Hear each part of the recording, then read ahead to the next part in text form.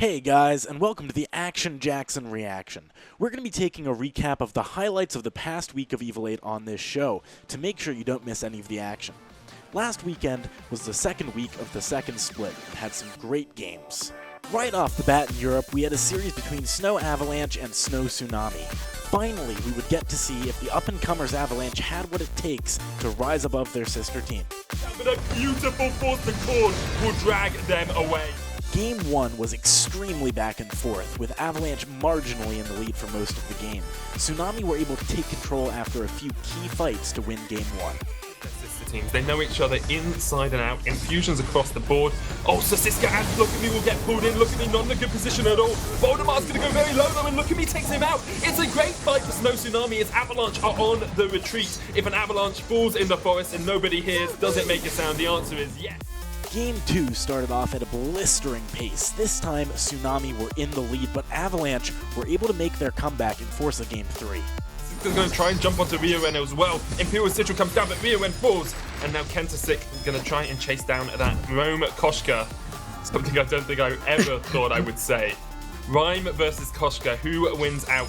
Another scout trap comes down, Kentasik might fall, no!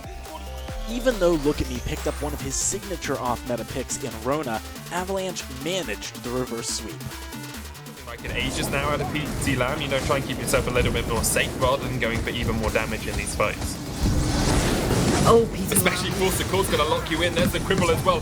PT Lam is wishing he had an agency as he gets taken down. Now Look at Me, the target tries to jump onto Voldemar, but Look at Me should fall. The fountain has been popped and Look at Me. G2 versus SK is the next matchup I want to focus on for day 1. G2 have been struggling recently, but with the reacquisition of Redix, there was an expectation for them to return to form. The series was incredibly back and forth, with G2 just barely edging out advantages in Game 3. This has actually gone a lot better for G2 than it looked like. Wakefoot's going to come down, and they will take down Ponchik as well. Just when all hope seemed lost for G2, Dingo made a heroic defense.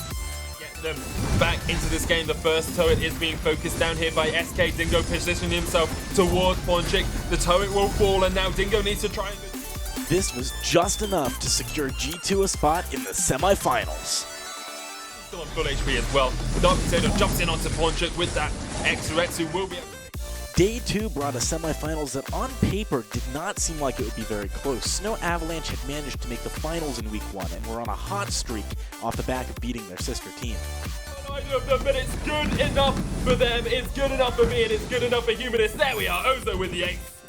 G2, just like in their day 1 matches, were able to barely edge out victories in fights and slowly build a lead in order to make their way to the finals. Team Secret awaited them there. Yeah, I don't know what happened in Snow Avalanche. They were applying like such good lane pressure at the very start. I feel like they've lost that a little bit. Team Secret came into the finals on a 19-game win streak. I took the time to talk to their team captain and hugger extraordinaire Kavalafar about what makes Team Secret such a force to be reckoned with. When we approach the game, not afraid of exploring the game to their limits. We're not afraid of doing mistakes. We want to win 4 seasons in a row, so we win a complete year, we win all the seasons in that year. Treat each game as it was 0-0, like we're playing against ourselves. It's gonna be the hardest game that we ever have. And when you are number 1, I mean, you don't have anywhere to go. You just are looking backwards to see if they are catching up or not. Tater is low, Kavalafar still in the midst of the fray. G2 pick up 1 kill, they're looking for 2. They're gonna be able to jump in, but the death from above will pick up Dingo. Team Secret maintained their win streak now at 21 games in a row, moving into week 3. Thanks for tuning into the highlight recap of week 2 of the Evil 8.